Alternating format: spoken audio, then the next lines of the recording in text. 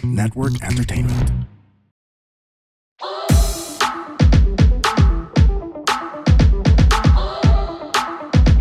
Hi girls! And boys! Kami ang Lady Bosses! Mga sisterlets! CR tayo! Let's go! So, umpisahan natin, Jeannie, sa Ask Ko Lang! Ask ko lang! Okay, tatanungin ko lang. Marami tayong mga talents, diba? Pero ano yung hidden talent ninyo na hindi alam ng iba? Or alam lang ng sobrang konting tao? Ako dati siguro. Sasagot? May humihirit. Hindi pa ikaw. Guest ka namin. I-introduce kita mamaya. Pero okay lang. Okay, Baka nabosesan ka na nila, pero introduce kita mamaya. Kasi ako wala ko hidden talent eh. Kung meron man dati, yung pagiging comedian. Pero nailabas ko na siya. So, technically, it's no longer hidden. Kasama rin natin nga pala ngayon si Abby, Mamita, dahil wala si Kay Asco, and si Kat. Hi! Hello!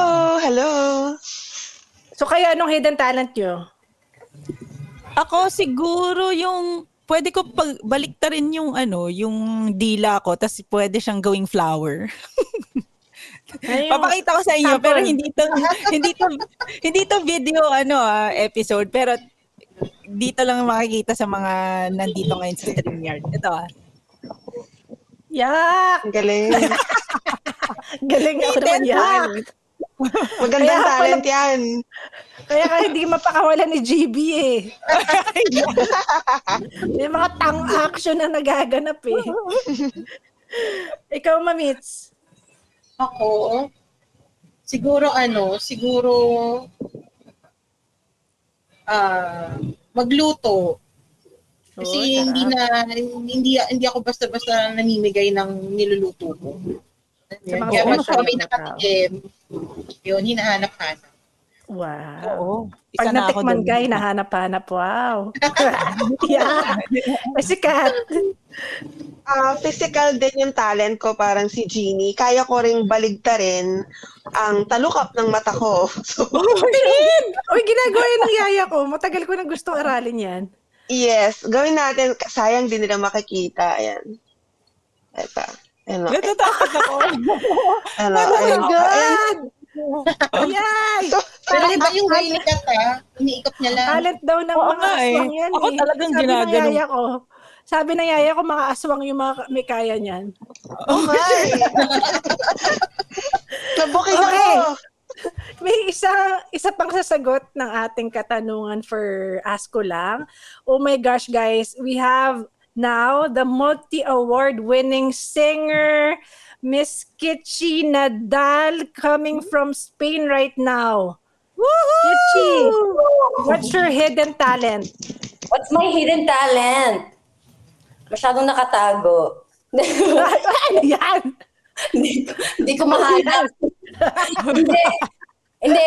Siguro ngayon parang na-develop ko yung cooking. Oh. Talaga? So housewife ka ngayon? Ikaw gumagawa lahat sa bahay niyo? Teka, marami pa pala ako ibang talent. Mahilig ako mag-drawing. Ay, yung mga painting, ganyan. At saka, daming talent. Multi-talented, correct. Oo, talentado. Mahilig ako dati sa sports eh. Magaling ako dati sa sports. Mga ka-level ko dati pag naglalaro kami, equivalent ako ng lalaki. Oo, kasi boyish to si Kitchi nung high school eh. I mean, grade school to high school. I think all scholasticans learn to do that. Kailangan na may pagkamatapang tsaka brusko. Ano sports mo nun, Kitchi? Track and field, tapos swimming. Uy! May time nung mas bata pa talaga ako, gustong-gusto ko gymnastics din. Oh, yung built mo made for gymnastics nga. Bagay na bagay. Tsaka ito, may dalang baby ngayon si Kitchi for those who cannot see the video. Ayan, kakapanganak lang niya, unang baby niya, CS. Tapos pangalawang baby, binalik niya sa normal delivery. So, Ang galing! VBAC ang tawag doon. No? Vaginal birth after cesarean. Ang laki ng baby mo eh. Ilang pounds yan nung nilabas? Kung pounds siya, siguro baka nasa 7. Ang laki! Oo, Tapos malaki na. 5 iri lang, sabi mo. Oo. 5 iri. Yikes! If 40... Yes. Ilang taon ko ng anak? 43 na rin eh, no? 42, 43. Oo, 43! Lakas! Ang lakas Oo mo nga, pa. ang galing. Wala sa itsura. So, ikaw di mag-normal ka na rin? Hindi na. Pero dito kasi they discourage it eh. If you're above 40, CS na, automatic. They Pero discourage ano ba? normal delivery. Mag-gets yun. Sige. Bakit daw? Diyan daw sa Spain, kinakwento ni Kichi, gusto nila normal delivery talaga para mas mabilis yung healing. Oo. Hindi, tsaka parang supposedly healthier, ganyan. Ang Pero baby. Oo. for both, sabi. Pero siguro, yun nga, depende rin naman talaga kung anong kakayahan ng mommy. At saka, di ba sabi ko, baby D, dito, normal dito. Uy, binubuking mo yung nickname ko, Kichi. Sorry. Hindi, kausap ko yung baby ko. Tapos ikaw. Ay, tama. Yun naman yan. ano? Hindi, yun nga, common dito yung mga 40s na sila nanganganak. Oo. Bakit common ang 40s? Makareer din sila dito. Mga feminista, mga babae dito. So, Kichi, what made you decide to move to Spain? because of my husband, yung asawa ko Spanish. Tapos, plan namin talaga, gusto namin Philippines. Kasi syempre may career naman din ako doon. Kaya nga lang, mahirap pala kapag may baby. Doon na kami nag-decide, doon nagka-baby kami. Parang iba, parang mas madali yata magpalaki ng bata sa Spain kasi nga, unang-una yung healthcare system. Seryoso itong isapan. Akala ko ba comedy dito? Motherhood and music ang topic.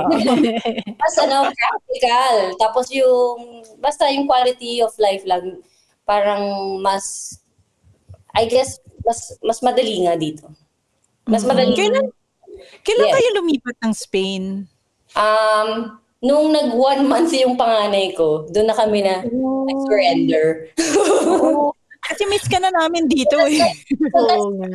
That's like 6 years ago, mga ganun, more than 6 years ago. But Pero nanganak ka sa Philippines, diba? Umuwi lang ako noon mga pag 2 months, lalo na pag Christmas. Christmas kasi madami kids, diba? So bumabalik ako. Last time ako umuwi was it Feb? Parang I was there November until February. Last year? Buntis ka na nun? O nung 2 years ago? Oo, buntis na ako noon. Buntis na pala ako noon. Pero, wait, sorry. Doon na, parang paano ba? Parang siguro early stage ng pregnancy ko noon. Na hindi ko alam. I was there. I was pregnant. So, yun. Nakwento ka ni Gina. Hindi ka man nahirapan mag-adjust? Umpisa, grabe. Ang hirap. Kasi, like I said, nung first year ko dito, yung ako lang, yung husband ko, nag-work siya sa Afghanistan, so he would come home every 4 weeks, and then he stayed with us for like 2 weeks, and then babalik siya ulit ng Afghanistan. Pero dito na lang 1 year lang yun. Tapos dito yung adjustment lang naman is yung language, of course. Yung food, hindi na kailangan mag-adjust. Oo, masarap. Feeling ko masarap yung food dyan. Walang adjustment sa akin pagdating sa pagkain. Tapos, ano ba? Syempre, parang, kaya ko naman, yung drive pala, manual. Manual dito. Manual. Pero right hand, kabilang side of the road or parehas? Parang sa Pinas. Okay. Yes. Okay din. Bakit manual pa sila dyan? Ba't walang mga matic cars? Alam mo dito, yung nila dito, yung prinsipyo nila, parang kung walang masama, kung walang sira, di nila babaguhin. If it ain't broke, don't fix it. Oo, di ba? Kaya nga yung mga buildings nila, dami nilang mga luma pa rin ng mga bahay. Which is a good thing. Oo. Na-preserve. Na-preserve nila. So, pati kotse, ganun. Yun yung theory ko kasi, nga naman, wala namang masama kung mag-manual, di ba? Totoo. So, yun. Pero in terms of your career, kasi sobrang sikat ka eh. Pagdating sa singing, sa music. So nung lumipat ka sa Spain, hindi mo ba na-miss yung nagigig ka? Yung pagpunta mo sa isang lugar, kilala ka ng mga tao?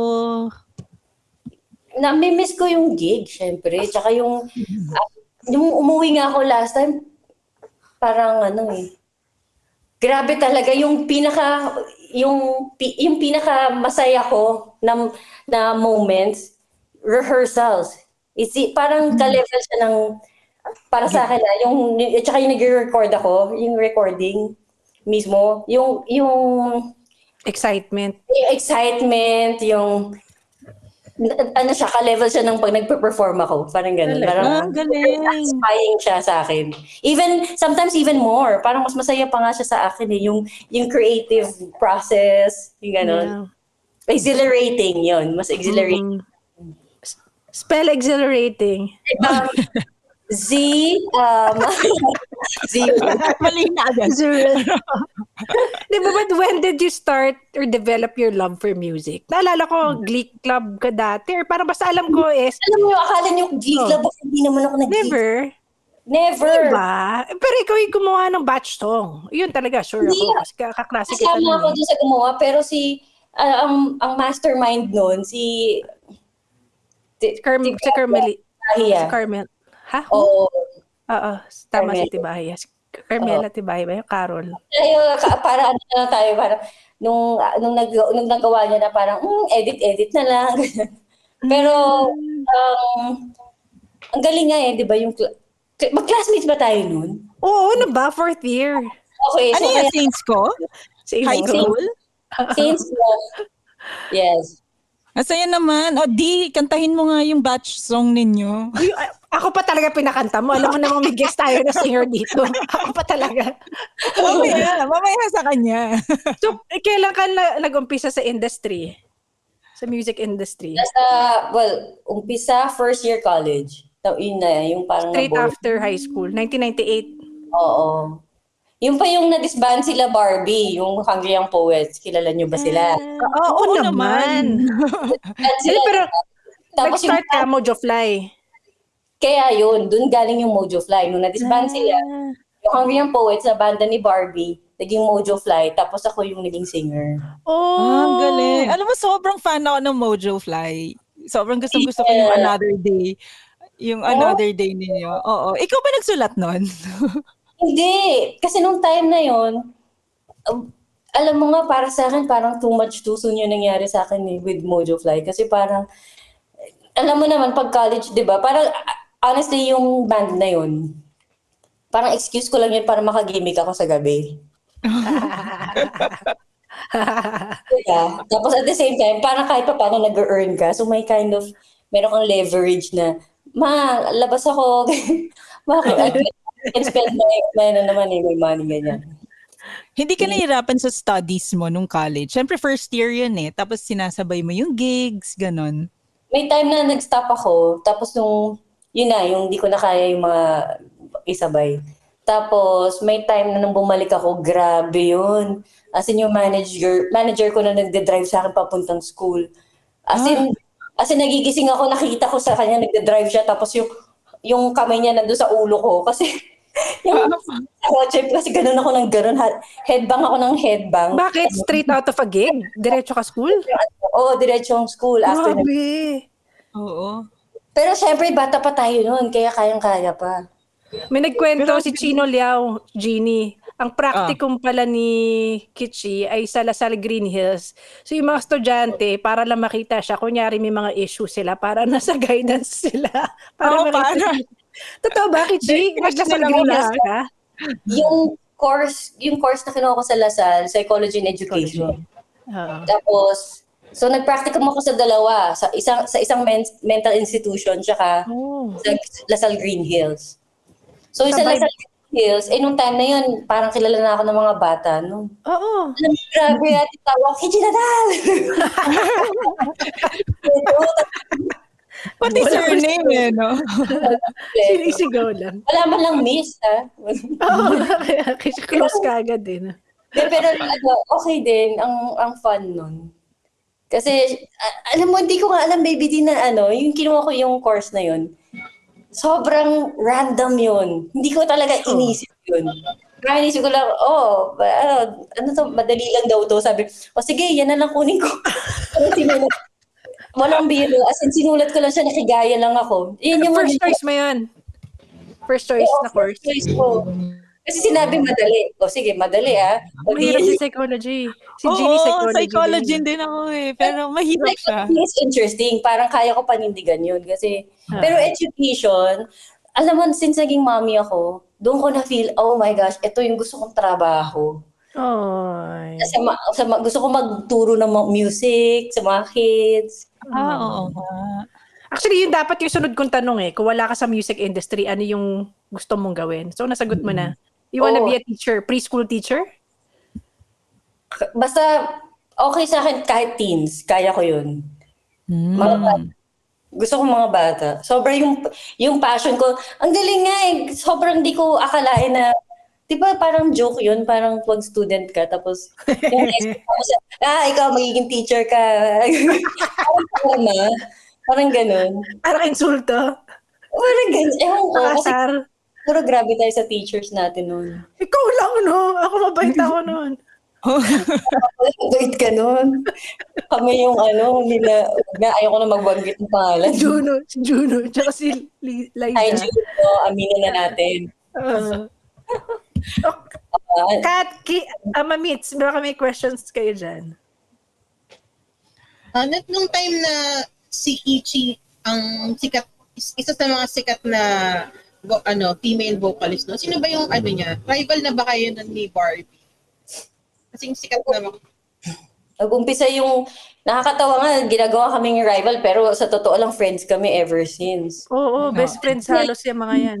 Kasi parang isang band. Nagkaroon ng competition dahil nga from Hungry Young Poets kasi daddy's band sila. So si Barbie naging Barbie's Cradle. Tapos ako naging Fly. So, but we were friends ever since, kahit na may gawa-gawa ng rival. But naman lahat kami, kahit sila Aya, di ba ngayon, mas naging close nga kami. Imago. Oo, ang ganda ng Mommies kami. Oo nga, no? Parang yun yung yun yung tatlo kayo, si Barbie, si Aya, tapos ikaw. Parang sobrang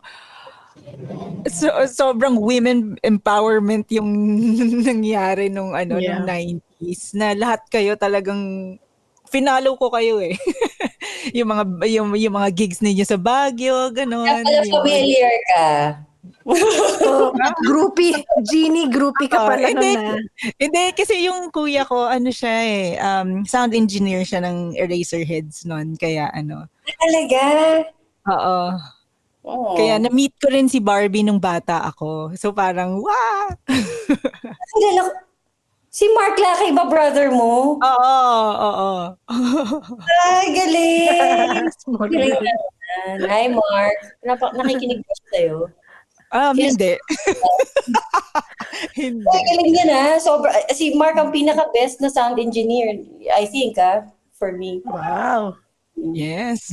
Tsaka maganda, Kichi, kasi yung kayong tatlo ni Laaya at tsaka ni Barbie, yung fan base nyo, both women and men eh. Kaya talagang across all genders nakikinig at naging fans nyo.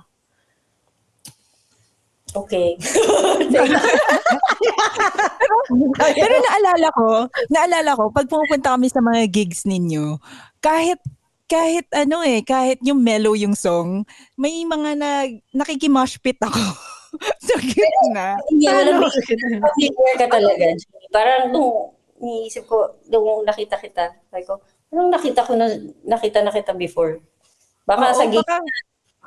Baka lagi akong umiepal. Bit-bit na ko Nasa harapan ako.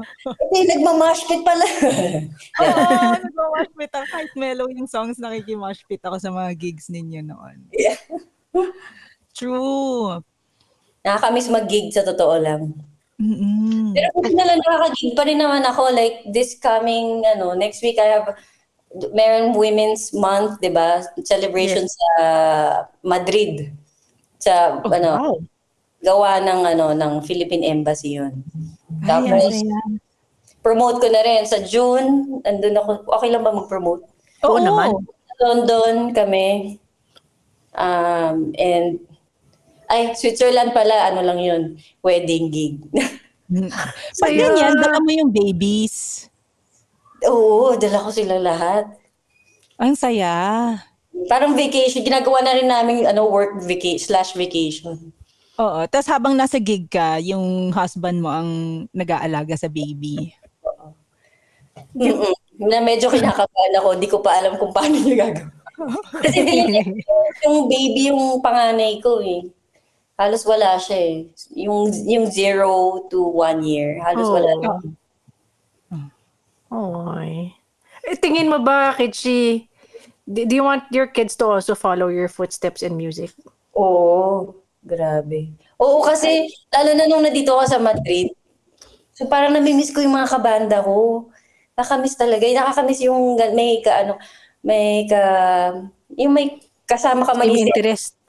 Oo. Same interest. Maging sila, mag-excel sila sa music. And that's what I actually regret kasi nung when I was a kid, nasa sports ako. It was my sister who was into music kasi, or nag-aral ng music because of my mom. My mom's a classical pianist. So, pinaaral niya. Hindi niya alam na ako pala, mayroon pala akong music. I was just into sports. Pero kung sabi ko sana, yung bata pa lang nag-train na ako sa music. Ang saya. Pero Hanggang where you ngayon- are, parang trained ka naman na for music ever since. Parang it doesn't matter when you started. But if you want to teach music, kailangan mo ng training. No, early. Hindi, tsaka iba pa rin pag may discipline, may training sa music. Ako, kaya nahihirapan ako, may mga parts na kapag nag-arrange kami ng music, nahihirapan ako mag-explain sa mga kabanda ko kung anong areglo, kung anong gusto ko. Kasi wala akong background sa music. So normally what I do, pag may trip ako na eto, pakinggan mo tong song na to, ito yung ganitong rhythm gusto ko, ganito yung sound, ganito yung palo or whatever. Ano ka, self-trained, Kichi, sa piano and guitar? Piano kasi, lagi naman may piano sa bahay. Kaya... Yun, oo, self-trained. Or mom mo, nakikita mo sa mom mo. At saka lahat mga kapatid ko sa music. Isa lang, pero I only have one sister na nag-aral talaga ng piano. Ang tahimik ni Kat at saka ni Abby. Oo nga go! Starstruck. Hindi ka nahirapan ng Kichi na, kasi di ba 90s, mas dominant yung mga male bands. Tapos ikaw, babae na vocalista, iilan lang kayo. Hindi ka na-intimidate sa kanila, lalo nung kasikatan na ng Eraserheads, ng River Maya. Hindi naman. Parang na-feel ko nga, since babae kami, mas may consideration sila. So, Respectful sila sa inyo. Yung treatment wise. Oo. Ay, ako pala may tatanong ako. Bilang babae sa band scene, nagkaroon din ba kayo ng mga parang creepy fans? And ano yung experience mo sa ganon? Naku, oo. Meron time na may isang guy na pumasok sa house namin, yung pala, pero naka-formal siya na clothes. Akala yung helper namin na kabanda ko, pinapasok niya. Creepy! Oo, kumakatok sa room ko, sabi, yung kabanda mo, paglabas ko, sabi ko, sino yan? Nakakatakot. Oo, scary. Pero kasi, he was driving a nice car, yung parang sports car. So, ba't niya nalaman address mo? Yun ang di ko alam. Pero yun yung pinaka-worst siguro kasi nakapasok na sa bahay. Tapos, Buti na paalis mo. Tapos, hindi. Pumasok sa bahay, sinabi niya, pa-autograph. So sabi ko, paano ka nakapasok dito? So, Sabi ko, sandali lang ha. Tapos parang medyo na-feel ko na parang hindi siya normal. So pumasok ako sa room ko. Tapos hindi ko alam kung paano ko sinabi sa buong family ko na ewan ko kung baka sa window siguro sinabi ko na na may tao sa labas hindi ko kilala. Shit, nakakatakot. Takot. Oo, buti na paalis mo nga. Oo. Medyo makulit pa nga kasi bago umalis, pumunta siya sa telepono, yung sa phone, yung phone natin dati. Landline, dati. Yung rotary. Tapos kinuha niya yung yung directory. Tapos sabi niya hinahanap niya daw yung phone number ko. Hala! Pero binigyan mo ng autograph. Siguro oo. Pero basta ako, pumasok ako, sabi ko, sandali lang tapos pumasok na ako sa loob ng room. Tapos naka-sports car siya, ha? Parang gano'n. Kaya siguro na akala ng helper namin na, parang bisita, ganyan. Pero makikita mo na hindi normal hindi normal pag-iisip. Mukha siyang baliw. Oo, makikita natin yan psychology tayo. Hindi natin yung itsura niya, pero pagkausap mo, parang patawag doon yung parang nauutal. Stutter. Hindi, baka na starstruck din sa'yo. Oo nga, baka Stutter. starstruck mo siya. Grabe, ginudge ko na agad. Judger. Tama. Oo, may mga phone-in questions tayo kasi speaking of, hindi tayo masyadong nakaayos ngayon, pero ikaw pa rin yung pinakamaayos yung itsura dito. Ano daw yung skincare routine mo? O di ba may mga nagtanong ng ganun. May tanong ako, naka-live ba talaga tayo? As in, Hindi. Nagpatanong lang kami. Nag-prepare lang kami. lang ako. Hindi, nagtanong lang kami doon sa group namin kung ano yung mga gusto nila itanong sa'yo. Skincare, tubig. Tubig lang talaga. Yung pag uminom ako pag hydrated ako, parang mas maganda, mas ganado ka mag-makeup. O yan, may tubig. Uminom bigla. Hindi, baka kasi, tsaka maganda yung hangin dyan, di kaya? Although ever since maganda skin mo Oo, pero wala maganda. kang air pollution dyan. Siguro, malaki ding yun, factor. Siyempre. Ito pa, isang tanong. Ano ang pinakamataas mong score sa isang Kitchina Dal medley sa videoke? Kinakanta mo ba? Kinakanta mo ba yung songs mo sa karaoke? Hindi Hindi, pero, grabe naman, ang weird ko naman kung gagawin ko yun. Oo. Nasa party ako, tapos request ko pa yung song ko. Pwede ba Sobrang narcissistic no? Oo nga. Pero kung gano'n. Akong choice, nung dati sa Japan. Ang first time ko yun Tapos, basta uso pa nun yung nagigig sa Japan. Mga small bars. Kumbaga sa isang gabi, 3 gigs pupuntahan, 3 bars ang pupuntahan nyo. Tapos 3 songs ka lang, ganyan, kakanta ka lang. Tapos, syempre, hindi ko naman na-expect na dala ko yung gitara ko, di ba? So, 3 songs lang. So, hindi ko, guitar, okay na, confident ako. Pagpunta ko dun, walang sound system, Wala, ang binigay sa akin, video okay. Tapos, aside ko, tapos tinatanong pa ako, gusto mo kantahin, ganyan. Sabi, tapos parang, wala akong choice. Di, kinanta ko yung song ko. Buti meron doon sa song list nila. Ganda. Masaya naman yung mga Hapon. Tsaka yung, may score ba after? Hindi ko alam.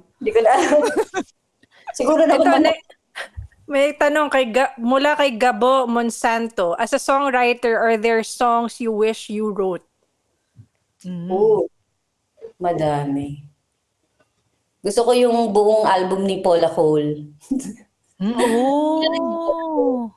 Parang bagay nga rin sa boses mo. Oo. Ngayon, recently pinakinggan ko yung album niya na dati. Yung Tiger ba yun? Sobrang pa rin ako, impressed pa rin talaga ako. Galing. Parang yung music niya, pwede pa rin siya maging I don't know, I feel like she's ahead of her time. time or talagang classic lang talaga siya mag-arrange ng songs. So, ganda. para sa genius yun, yung mga si Paula Cole. Nakakapagsulat ka pa rin ba, Kichi? Oo. On your free time? Mahirap. Mahirap magsulat, lalo na kapag dalaway na lang. Mahirap. Pero, ang ginagawa ko, pakonti-konti, kapag may ideas lang ako, sinusulat ko lang. Pero mahirap makabuo ng yung mabilis lang. Like, for example, yung Wag na Wag, nagawa ko yung isang, parang yung first part, parang nagkaroon ng idea at binalikan ko, tapos dire-diretso na. Same ground din, mabilis ko lang din yung ginawa eh. Oo. May nagtanong about Same Ground. Bakit ang deep ng Same Ground? Ano yung pinagdadaanan mo nung sinulat mo yun? Ito yung totoo niya na. Yung song na yan, ginagawa namin yung practice ng, may mga friends ako na creative sila eh. So, mga creative artists, tapos may mga painter, ganyan, may iba, writer, ganyan. Tapos meron silang tinuro sa akin na one-word poetry. Alam niyo yung one-word poetry na game? Parang una poetry tawag niya. Yung kunwari, grupo tayo, tapos sabihin mo itong word na to. Tapos, sulat mo, one word. Or kahit 2 words or a phrase. Tapos, duduktungan mo. Tapos, meron kaming nagawa na isa. Tapos, ang ginawa ko, inayos ko lang siya. Nagkaroon ako idea na, okay, so this is a breakup song, ganyan. Ganda. Para siya improve, Jeannie. Oo nga. Pero ang galing Pero, kasi it gives you confidence to, parang maging out of the box ka lang na hindi yung normal lang na wake ka magsulat. Oo. So, yun. Kaya ako sinabi na yung Same Ground, mabilis lang siya na isulat kasi ko lang yung mga parts na kahit pa paano will make sense. Oo, ang ganda. Kala ko may hugot eh. Oo nga. Pero hindi talaga, kumbaga, syempre nakarelate ako dun sa kung ano man yung meaning ng song na yun. Alam ko yung hugot kasi na-experience ko. Nax! Ang galing. Kichi, tama ikaw yung prom queen natin, di ba, dati? Ha? Ano ba yan? Wow! Di mo maalala? Sino mo sabi sa'yo, di? Ikaw nga yun, pati yung date mo. Kailan? O grad ball? Hindi Siso na. Pati ikaw yung naalala ko. Para ikaw, may award ka nun. Or Princess of the Night or something. What? Alam ko kasi nainggit ako eh. Dapat pala ikaw, di. Hindi. Sana sinabi mo sa mama mo na binayaran niya yung judges. Oo nga. Wala sa power scale. Parang may naalala akong gano'n na wala. Basta ikaw yun. Try to remember. Ay. Ito, may isang tanong. Baka sa Google, sa Wikipedia. Updated yung Wikipedia mo two kids ka na raw.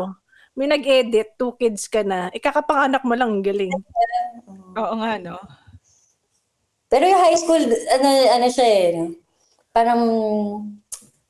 Para siyang, I love it and I hate it. Ganun. Same with me. Bakit? Same with me. Ikaw, Baby D? Oo. Ikaw muna, bakit nga, Kichi? Kasi feeling ko hindi ako bagay dun sa school, sa Saints ko. Kasi I've always wanted to go to a school na mas progressive. Although music, progressive na ba nun? We have music school. Kaya nga, problema, hindi pa uso nun yung mga progressive school. But may mga friends ako na na-pick out. Tapos napunta sila sa mga homeschool, sa mga creative na school. So, ang saya.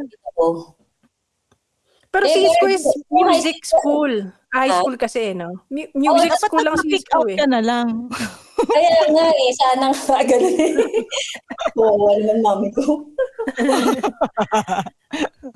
Hindi, pero... Tatlo kayong magkakapatid na babae, di ba? Lahat sila Cisco. Oo. Lahat kami Pero yung college mo, ba't di ka nalang nag-Cisco? Kasi music school lang Cisco eh. Kasi nga, gusto kong maglasal. Oo nga. Para Kasi may voice. Kasi may voice na, oo, tama. Parang ang boring naman nun, buong grabe. At saka alam mo sa totoo lang, hindi rin ako medyo approve sa all girls na school eh. Parehas tayo. Come to think of it Uy, Oo.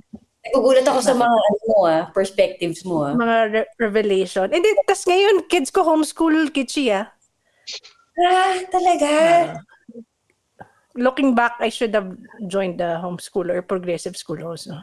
Grabe, hindi ako, but it's a totally different topic altogether. Alam mo, sobrang ang galing mo sa homeschool, hindi ko kaya yan. Hindi, at saka si D, sobrang excel siya sa sa Saints ko, kaya nagugulat ako bakit ganyan yung mga sagot mo. Kaya nga nabaliw na ako kasi nga may certain expectation sa akin sa academics. Pero hindi talaga ako yun. Oh well. Any more questions before we end the episode with Miss Babalik ka ba Kitchi dito to do gigs? Baka, may chance. Yay! Sabihan mo kami agad. Pero mga ganyan, mga 1 month or 3 weeks, ganun lang. Yay! Nakakatawa. Panood kami for sure. Yung panganay ko, school na kasi siya eh. Hoy, tulog na, baby. Tsaka may last question.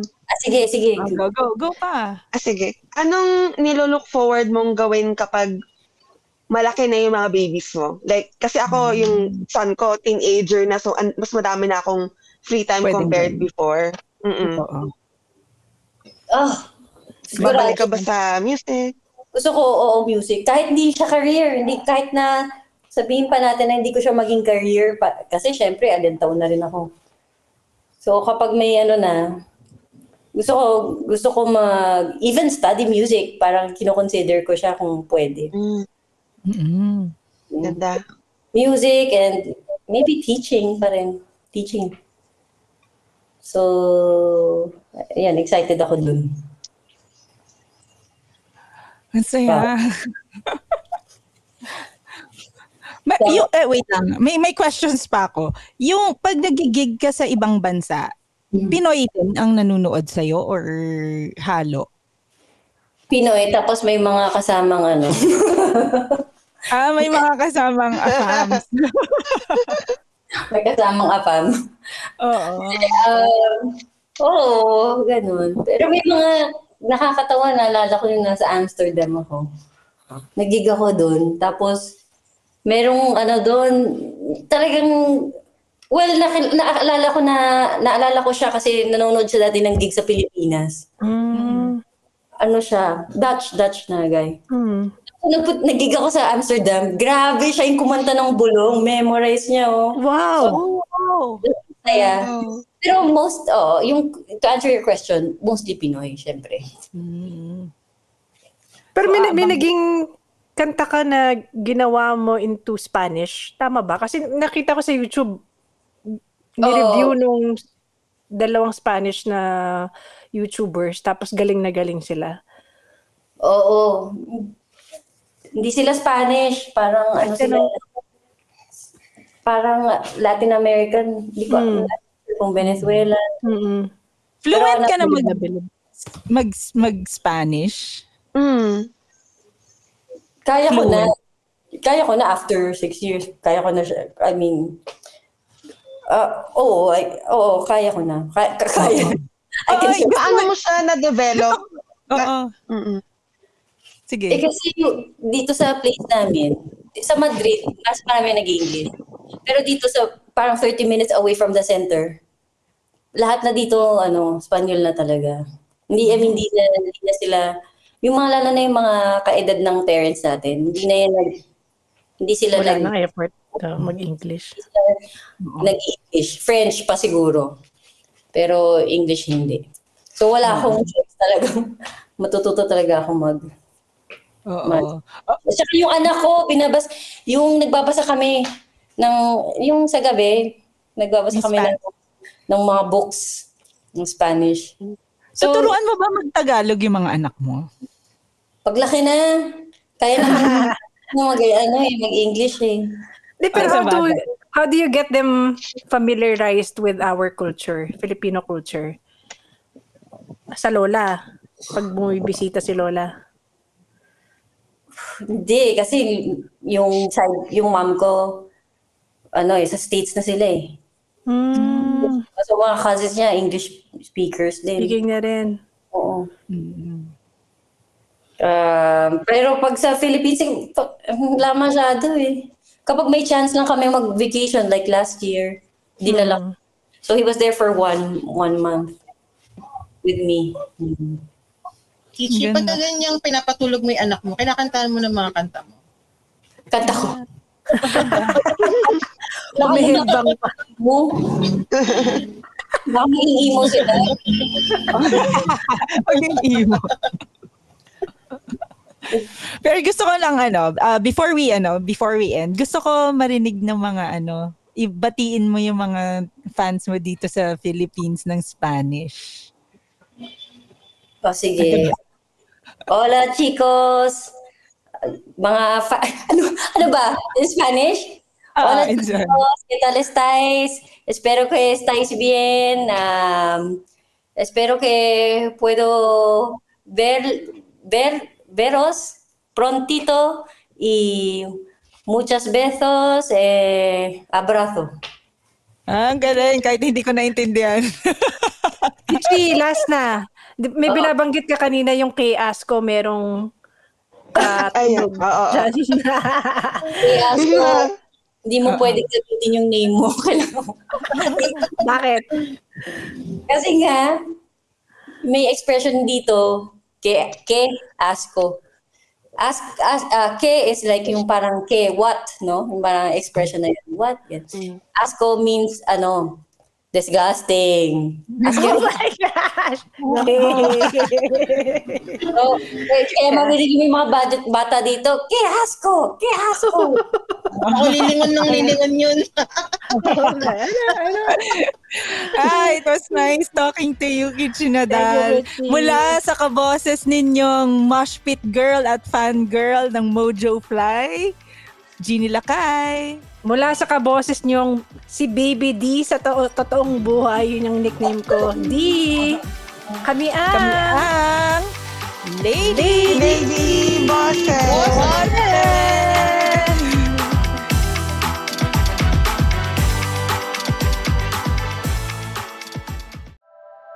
The opinions of podcast creators, hosts, and guests are not necessarily reflective of the official stance of the Pod Network Entertainment, its hosts, or other network programs. The content created by the people behind the podcast is personal and not meant to harm any religion, ethnicity, group, organization, company, or individual.